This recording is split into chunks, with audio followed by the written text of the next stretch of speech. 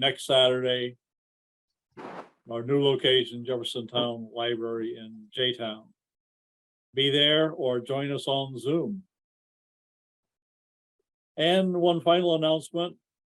It's rumored that you may have heard about NMRA interchange.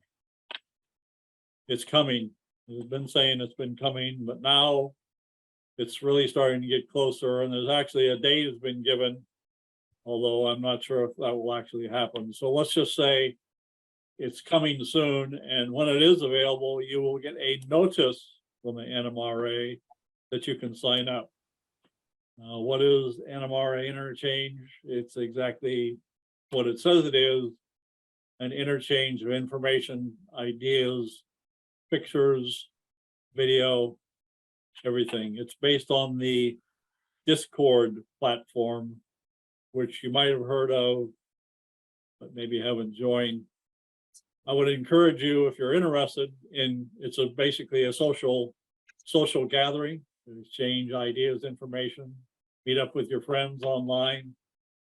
It's segmented in our case between national stuff and mid-central region stuff. You can join other regions if you ask permission of those regions. But what I would encourage you to do, there is some jargon involved and there is a learning curve involved in joining up. It's different in other social media platforms like Facebook, for instance, or Instagram. So I would encourage you to watch some videos on YouTube to start off with. Just Google Discord on YouTube and you'll find some how-to videos and get acquainted with the jargon. And then you can actually join up, you create a password on Discord and look at some other things that are available on Discord. There's all kinds of everything, like anything else, everything under the sun, there's a group on Discord. Sailing, model railroading, games. So apparently there's a lot of gamers on Discord who use the platform to share information. And we'll give you more information on it when it becomes closer to being available. They're talking about it may become available at the Amherst train show. Okay, Mr. Mark Norman, if you would go ahead and share your screen and make your presentation while he's doing that. If the rest of you would mute yourselves, please, so we don't interrupt Mark. What will you learn? The benefits of printing on fabric, how to do it, and what it takes to get it done. It's pretty straightforward once we figure it out. So the question is, why would you do it? Well, greater realism at the end of the day. Custom graphics, for instance, we'll talk about decals later. So, but graphics, if you can handle PowerPoint or whatever else that you like to do, if you can do a graphic software, that's all you need to create custom items. The cost is very reasonable. And of course, nothing looks like fabric at the end of the day. You look at a paper flag on an American flag on a printed out paper, it pretty much looks like a piece of paper up there. So the fabric does look a lot better at the end of the day. So I give an example over here. Sorry for the photograph on the right, but the one on the left here, hurricane, it's just standing straight out, gale force winds are seen there. The one on the right comes from a model I built, a scratch built, had the American flag up there. It is glued, the two sides are glued together back to back. You'll see that later with Aleene's glue. And then I sort of put some bends and wrinkles. There's the Florida flag there. And the one that is very much out of focus is the Numa flag, if you're a Clive Cussler fan. And I did write him and get his permission to use the logo and make a reference. I basically built a Numa facility based on a Coast Guard facility in Alabama on the coast, which I kind of like. But it just shows you can get a little bit of waviness, clothes on a clothesline, whatever, you can do stuff like that. So what does it take to do it? Most of us have these tools available. You can, a laser or inkjet printer. In the past, I've been asked that question, can you use inkjet? The answer is yes. I didn't know it at the time. Artwork, you can create your own artwork, or you can get it off the internet. I mean, I didn't recreate the American flag. I simply copied it off the internet If you're depending on the age of your layout, you might want a 48-star flag if you have the US.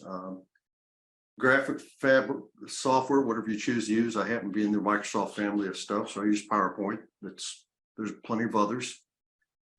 I need fabric. We'll get into the kind of fabric that is required.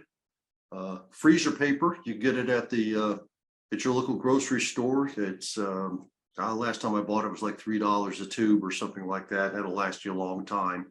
It has to be freezer paper. It is waxed on one side. That is important.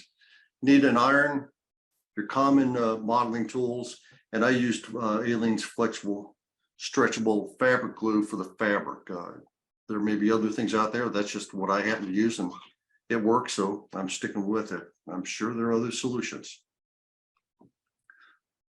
Another option, I have found out that there are commercially prepared fabrics now from craft stores, which have it's attached to the backing, so you don't have to go through the process of adhering the fabric to the paper we'll get into. You can just go to the store and get it pre-made, and you could just slide it into your printer. It's going to cost you more money, so it's a matter of time versus cash, whatever is the higher priority to you. But it is available out there. You'll probably get it online. So here's a couple things. If you use fabric, the two most common are charmeuse and silk. And the silk is better as far as quality. It is significantly more expensive, a little 4.5 times more, roughly. Both are readily available at your fabric shop. You might find silk in your wife's wedding dress, although it may become an ex-wife were you to use that option. It's available in white, which is the most common color I would use on stuff. The real key, though, in either one of them is a high thread count. The higher the thread count, the finer the fabric, if you will. So you're going to get a better image. It's just going to look a lot better. But you can do this. I guess you could go to a one of these secondhand clothing stores. You might find some nice silk shirts out there or dresses or whatever, but depends on what you want to do with your time. But this is the key: charmeuse or silk. Now here it is. It's just a picture of my hand. And how do you take this limp fabric and get it into a printer? And the way you do that is you adhere it to freezer paper. So there's freezer paper. I happen to get them readily available. It's inexpensive and it's not toxic. It's just freezer paper at the end of the day. And you can use it to freeze whatever meats and fishes, whatever you'd like to do. So the thing is, it's plastic coated. That is one of the cute things here. It is plastic coated, and I don't pay attention in a grocery store. I just go get what I'm looking for. Then I saw this thing over here on the side after I bought it. Used for arts and crafts, but 75 square feet will cover a lot of printing. So there it is. You want it, there's two sides to it. The glossy side is the side that has the plastic, and that is the important piece of it. So you just take this thing here. That's the piece that you want to have there. So you sit, there's a little tiny ironing board of my wife's, and I have the freezer paper with the plastic side up. There's a piece of the charmeuse on top of it, and I'm simply ironing it at a low temperature, taking time.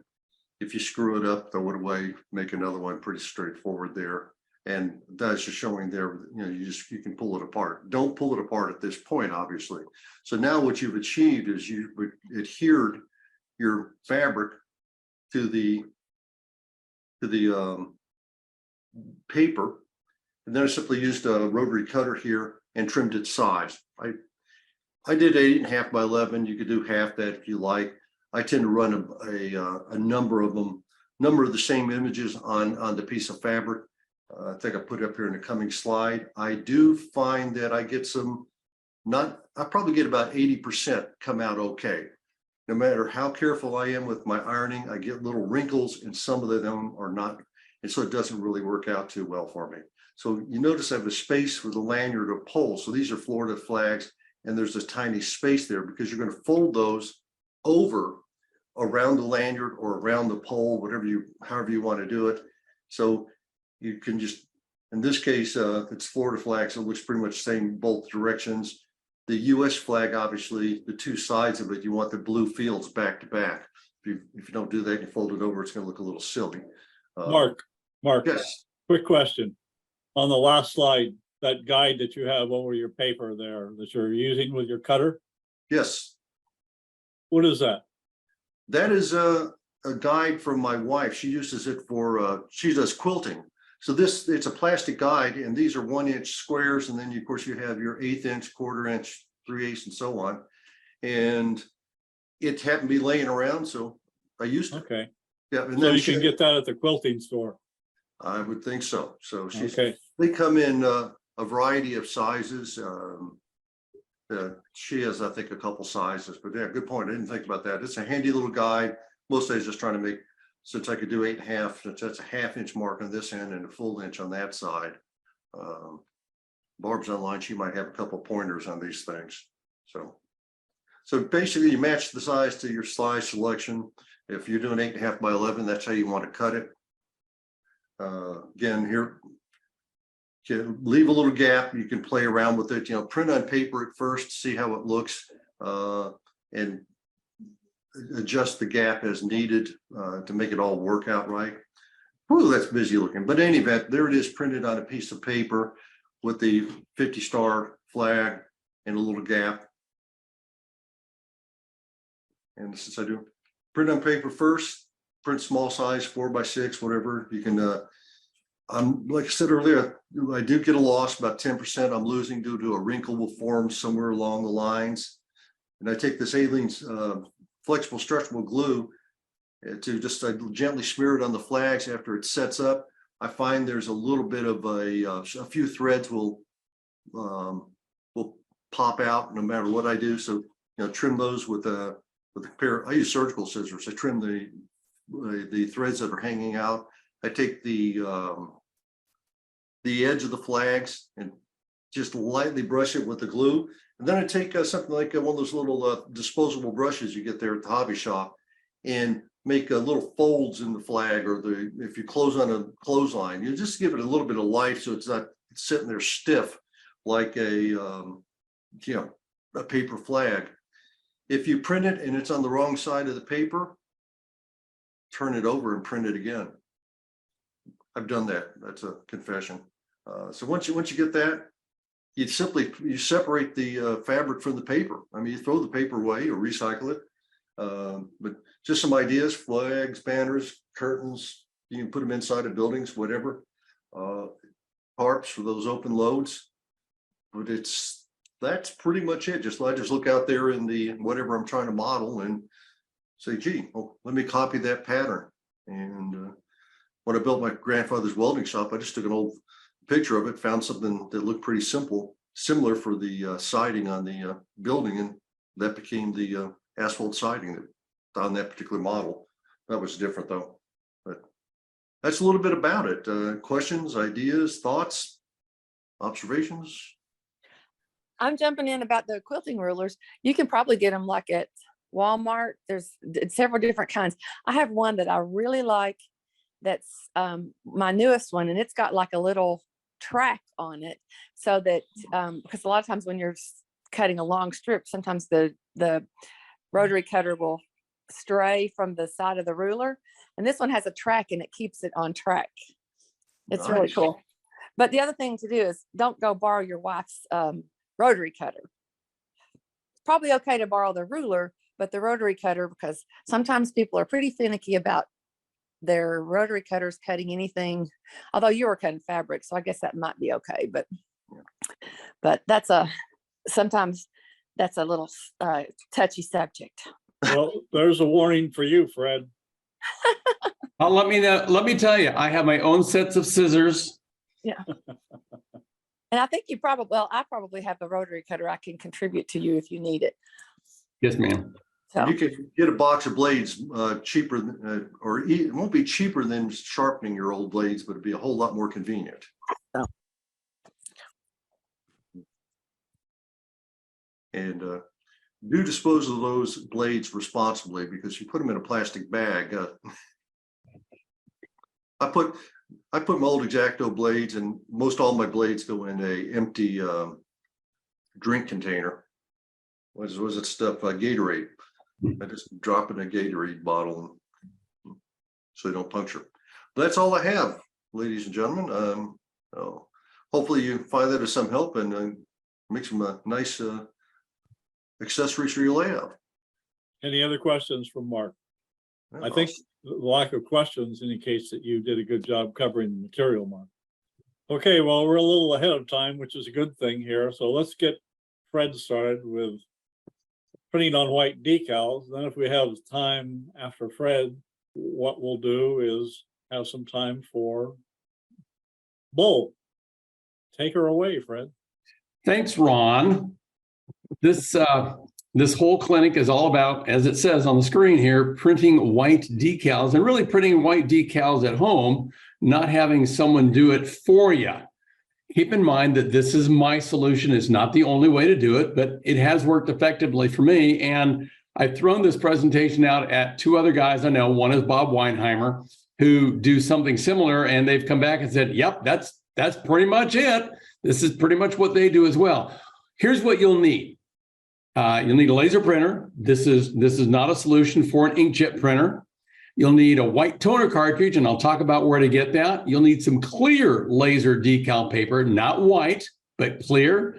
Some type of graphic software, and that could be as simple as Microsoft Word, and we'll talk about that as well. And then some imagination and some initiative to make this actually go.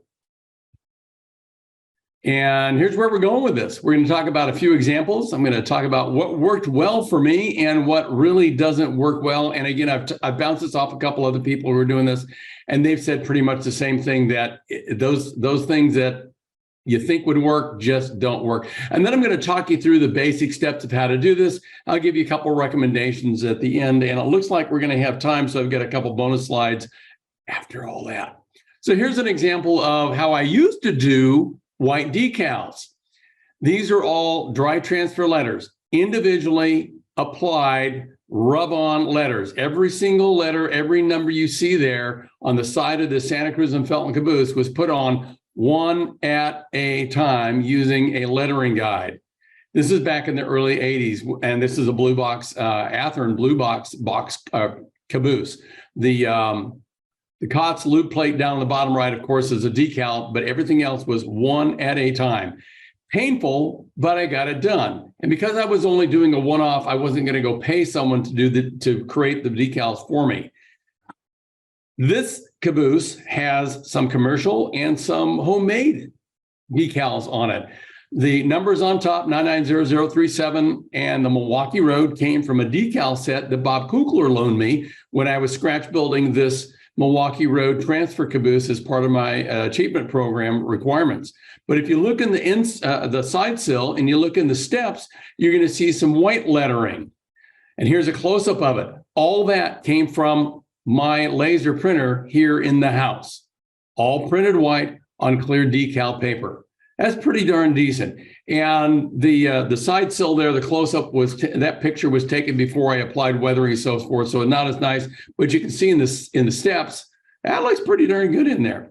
Here's another example. This Pennsylvania Southern caboose, except for the Lube plate over on the far left, every decal on here, including the end stripes, came off of my printer.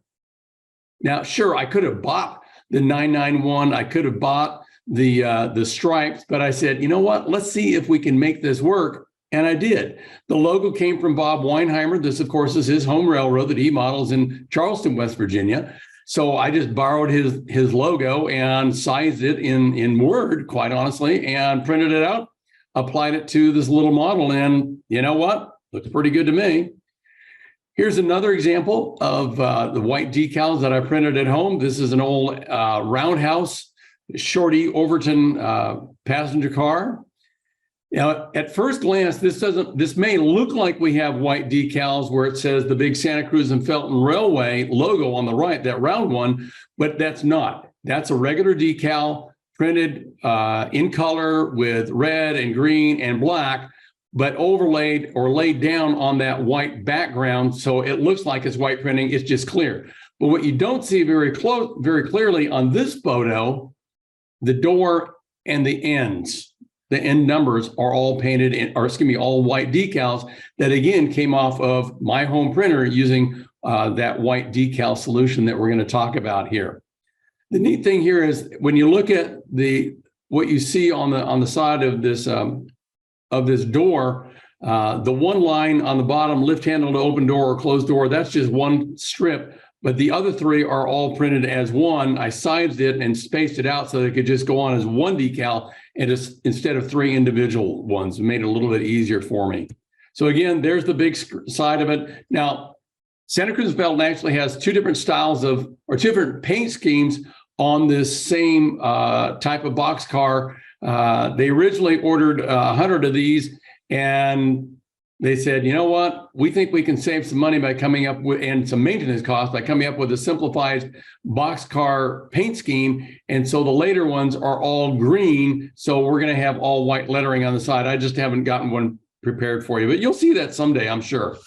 So what works well when we're printing white decals?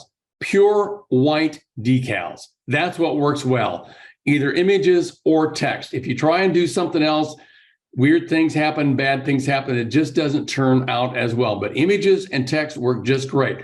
Here's what doesn't work: a multicolored image or text with white in it somewhere. It just doesn't print well with the solution I'm giving you. Remember, this is homebrew stuff. We don't have a commercial print shop here. We don't have a commercial printer. And that's part of the reason why the multi-layered images or text don't work well either. Let me go back a couple of slides. I thought about printing that Santa Cruz and Felton logo to go on those green boxcars by printing the red, the green, the black first, and then overlaying a second time with the white. Well, the problem is with a home printer, there's just no way to get the registration to match up exactly correctly. So it never prints exactly in the right location on that original image. And it just turns out like junk. And honestly, when you try and run the decal paper through the layer a second time, sometimes you get some artifacts and it gums up, and it just doesn't work. So what we're really talking about is, as I said on the previous slide, pure white images and text. And you know what? For the most part, that's going to do what you need to do. So here are the basic steps, and they're not really complicated. And at the very end, I'm going to give you a summary of all these steps. First step, you got to create the graphics, you got to create the text. I would suggest that you only create what you cannot easily buy, or maybe you do a cost-benefit analysis and figure out, does it make sense for me to create this, or does it make sense for me to just go buy those decals that are available either at the local hobby shop or online, or have the hobby shop order for you? And you've got to make that analysis on yourself, okay? Sometimes it's easier, I only need to do a one-off on this. I don't want to use a whole decal sheet. I don't want to spend 3, 4, 5, 6 hours doing this thing. I can just go buy it and be done with it. On the other hand, you know what? I'm going to decal up a whole fleet of these things. And even though I could buy this, I can do this cheaper myself. Because when you print this, you're going to be printing an 8.5 by 11 sheet of decals. Gee, let me think. I'm going to decal up a fleet of 40 hoppers. That's a lot of decals you got to buy from a manufacturer if all you need is the dimensional data. Or I could print them on a single sheet of paper and be done with it. So there is kind of a balancing that you're going to have to do yourself to say, does it make sense to buy it? Does it make sense to do this? For me, doing the Santa Cruz and Felton stuff, it does make sense to do it because we're doing a bunch of them. When you do the white, make sure that, and this is going to sound wrong, I know it's going to sound wrong, but all the text, all the graphics, pure black. If you can go in and adjust the color, don't just select black out of the selection, select black, and then go in and make sure that it's really a 0000000 hex black. If you don't know what that means, it's easy to figure out. In whatever piece of software, basically, you right click, say, show me the colors, and you go into other options or other colors, and it'll show you that actual hex code for that. It needs to be pure black, not kind of black, not kind of gray, pure black. And then what I suggest is use what you have on hand, or find some inexpensive or free software. I use Excel, PowerPoint, and Word to do 90% of what I need to do. to create these white graphics. Honestly, Excel, PowerPoint, Word, and I got most of it done. Occasionally, I go in and use paint.net. Rarely, I will go in and use GIMP. Both of those are free. If you want to download GIMP and play with it, just search on GIMP. If you want to do paint.net, it's getpaint.net is where you'll download that. They are both free. They're both good software. I've used them both here and before when I was working. I do have access to Corel Draw. I have access to Photoshop. I have access to Lightroom and other stuff.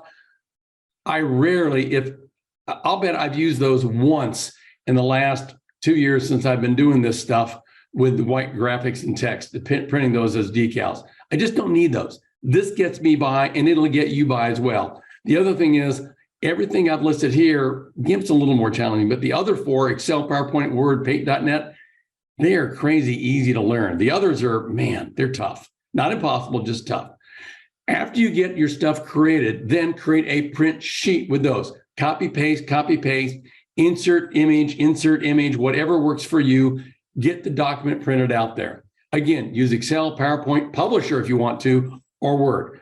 Bob Weinheimer is a big proponent of Publisher. He does almost all his documents in Publisher. He's comfortable with it, and that's why he uses it, and he has it on hand. So if you're really comfortable with Word, use Word. You know, whatever works for you. They all, as far as I'm concerned, whatever works for you works. Use the graphics and text you previously created, and then arrange them into blocks on the sheet. I'm going to talk about that more in a minute. But what you basically do is insert a text box, and then you leave the lines on there, and then you know exactly where after this prints out to cut stuff. It's going to be kind of hard to see all this white on the decal paper, but you can do that. And then the other thing I would say is don't get greedy with the available space on the print sheet. Space it out so that it's easy to see where the separation is between each chunk of stuff you want to use. Go back to my example of 40 hopper cars with dimensional data. If you put that stuff and 1/8 of an inch apart, you're going to have troubles finding out where it is. You're going to have troubles cutting the lines between. Give yourself 1/4 inch, 1/2 inch if you need to. Waste a little bit of decal paper, and you'll be happier in the long run. So here's part of a print sheet that Bob Weinheimer shared with me ages ago. And you can see how he's got it separated out into each of the little sections there to make it easier to install stuff. If you look at the very bottom, you see where it says PS212, 212, and then cap E and load limit and lightweight. And then the next cell over is 12 and the actual weights. What happens is this is on a ribbed boxcar.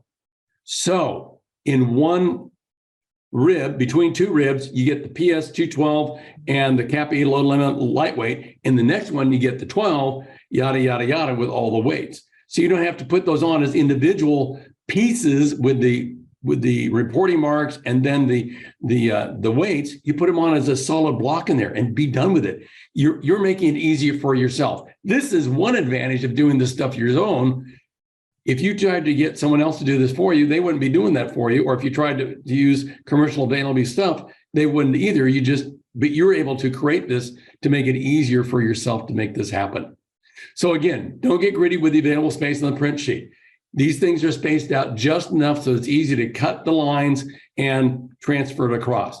Now, Bob does set the lines to print in a lighter color, like it ends up actually being a grayscale, but it's enough that it kind of pops out and you can see where those lines are when you're getting ready to cut these out, to put them in the water and so forth, to soak them, to put them on the car. So that's step 2. You create the print sheet. Step 3 is really easy. You go into the printer parameters and you change the settings. Set the printer to print black only, no grayscale. This is where I failed on my first several attempts, and I finally went, oh yeah, that's right. You set the printer to tell the printer to print fully black and white only, no grayscale. Then this is one of the critical points. And when I went online to look for the solution, man, there were a lot of people who were like, oh yeah, that makes sense. So next, test it. Clean piece of paper. Verify the sheet prints 100% pure black. Verify the print sheet prints exactly what and where you want it to print. Make sure everything's all spaced out. And you know how it goes. You have something on the screen, you print it out and you go, well, that's not exactly what I wanted. It's close, but not kind of, let me tweak that. Go back and tweak it. Tweak it until you're done. Remember, you're using paper now. You're not using decal paper, and you're printing fairly inexpensive black ink through your laser printer, not this more expensive white ink for the decals. And what Barbara and I do frequently around the house is if we print something and go, oh man, there's something wrong with that, it goes into a separate stack, a separate in-out box in our home office, and that's recycled paper, but it doesn't go in the recycle bin. The back of it's fine. That's the sort of stuff I use this for all the time. When I print out draft stuff, like I write an article for the pie card or for something else, I'll frequently print it out on this stuff. And hey, I haven't used an extra piece of paper. I'm reusing. And then, of course, at that point, it will go in the recycle. So test. Next, load the white Ghost toner cartridge in the printer. This is the secret to this process. You go buy a Ghost white toner cartridge from Ghost White Toner. It's going to cost you about $200. Not every laser printer in the world is supported. I'll tell you that right off the top. Not everyone that's out there is supported, but there are hundreds of laser printers that are supported. The cost is going to be around $200. It may be a few dollars less. None of you are using a high-speed business level printer that would be hundreds of dollars more. There are a few toner cartridges out there that are more than that. Most are going to be about $200. So you go to that website that I had up there, and you go to Ghost Toner Finder, and over on the left, you select the brand.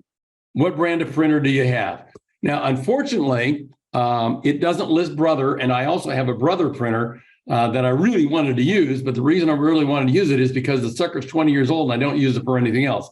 Well, sorry, it doesn't support Brother. Also, under HP, and this list goes on and on and on, by the way. This is just the first half dozen or so. There must be 100 or more HP laser printers that are in here. It also does not support the HP LaserJet 2P Plus that I bought more than 30 years ago. So, okay, it doesn't support every laser printer in the world, but it sure does support a lot of them.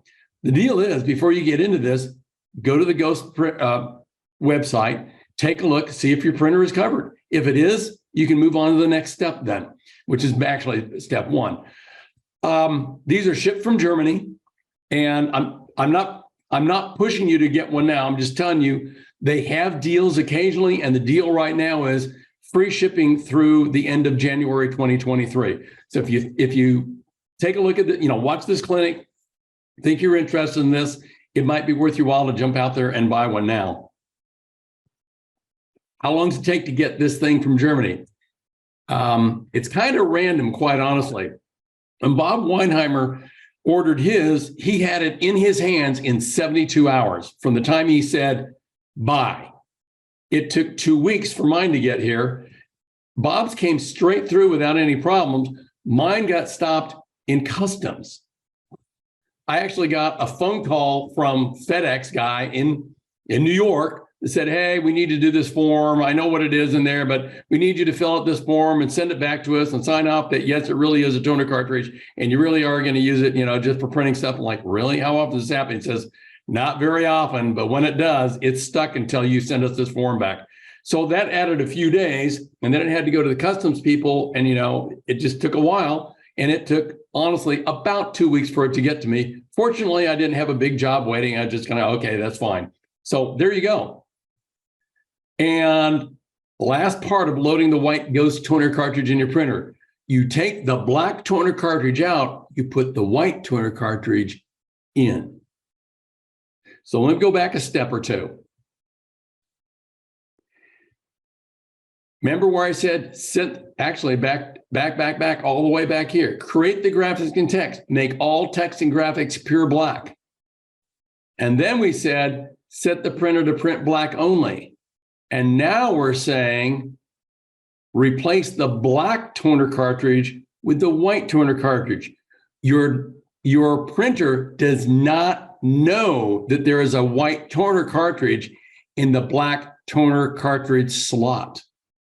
It thinks it's printing black, but there's white toner cartridge in there instead. So the next step, and there's only one more after this, you load the decal paper in the laser printer, just like you would load any 8.5 by 11 piece of paper into your printer. I would say, I strongly suggest you use some really good quality. Don't get some cheap stuff. Don't use the tester stuff. It's really not, in my opinion, sturdy enough to do this, but good quality, but make sure it's a blue background so that you can at least see that white on there. In other words, don't use white background decal paper, the actual paper behind it, but blue background. And I get mine at scale. It's not cheap. It's $10 for 4 sheets, but I tell you what, it is good quality stuff. Never had a problem with it. And if you don't know where to find it in there, just ask Brian or someone else working in there, and they should know exactly where it is. But it's over with all the paints and stuff that are right out there, right opposite the register. It's called Stevens. It's clear decal paper. So anyway, get it at scale, clear, not white. Or you can order it online too. Works pretty good. And then hold your breath and print. Because that first one is kind of scary. It's like, is it going to work? Is it going to work? And it comes out there and you look at it and go, that is so cool. And remember, the printer thinks it's printing pure black. You've replaced the black cartridge with a white one. It prints pure white on the decal sheet. If you did not set it to pure black, in other words, black and white, if you left it on grayscale, you know what you're going to get? You're going to get grayscale. Even if all those images are pure black, they're going to come out grayscale. I guarantee it because I've been there. Okay. And that's what you get. That's the sort of stuff that you get. Most folks are most impressed with that Pennsylvania Southern caboose. They're like, you really printed all those decals? Yep, sure did. And hey, they came out just fine. And then as far as the decal application, I'm not going to talk to you about that because, that's totally totally different You've got the decals and you do them just as you normally would with Solvaset and whatever, and away you go. So here's the basic steps. I'm going to do a real quick recap. You create the graphics and text. And then you create a print sheet or a document, if you will. And again, Word, PowerPoint, Excel, Publisher, or whatever your flavor is.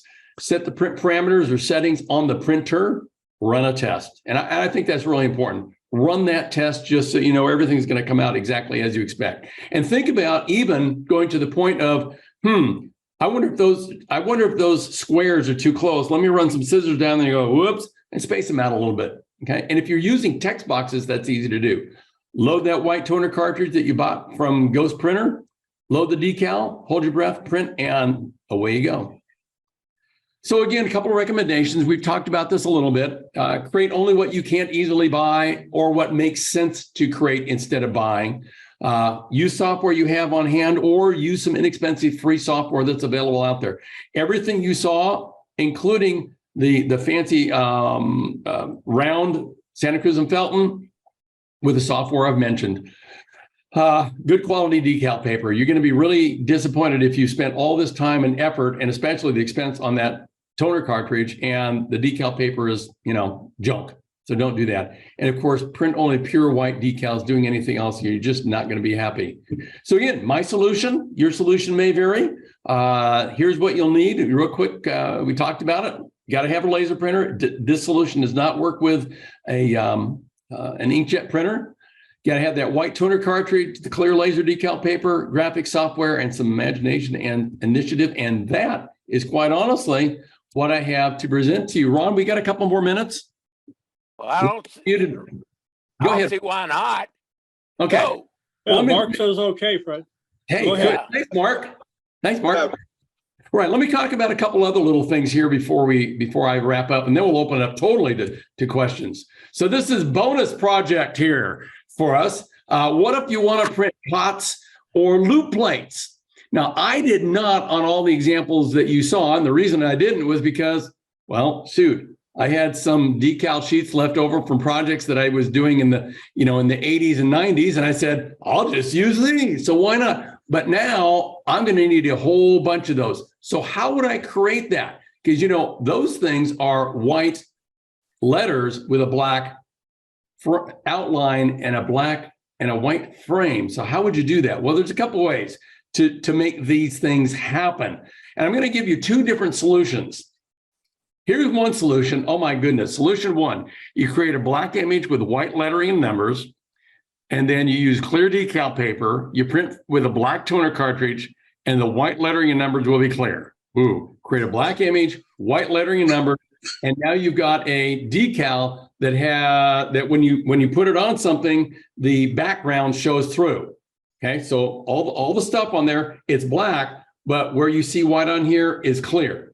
Well, and then the next big check mark is cut out a pure white decal a bit larger than black image, put that on the freight car, let it totally dry with all your decal set and so forth. And then you put the black image with the clear numbers and letters over the top of that. And then the white from the decal below will show through, and that will work. But there's an easier way.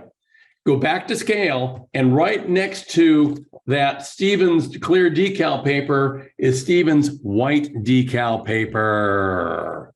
So instead of using the square of white, you just print that black with the white numbers on top of that. It's not really printing white lettering and numbers. That prints clear, but the white decal paper shows through, and then you just cut those out and you put them on. You got your lube plate, your COTS, or whatever you need to, and that works just fine as well. So you got a couple different solutions. I guess the moral to that whole story is don't make this harder than it needs to be. There are a couple different ways to do just about everything that I talked about in here. Make it easy for yourself. Make it cost effective. Don't waste your time on things that you could have. You could do quicker, easier some other way. Kind of like what I was saying before when I said, don't go creating decals you can buy, but wait, you really need to do a cost benefit analysis. And part of that cost is your time as well. Sometimes it does make sense to do something that you could buy. And of course, the example I gave is you're doing this whole fleet of 40 cars. Well, shoot, maybe it makes sense to print those, cut them out, and save yourself a lot of time. All right. And that does end everything I have for you guys. I think that's all my, that's all my notes too. That's it. Any final comments before we say goodbye?